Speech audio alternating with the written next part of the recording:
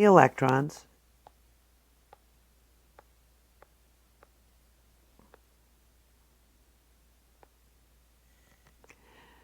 can be assigned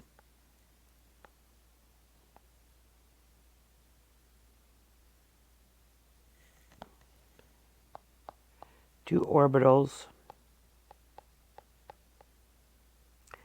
designated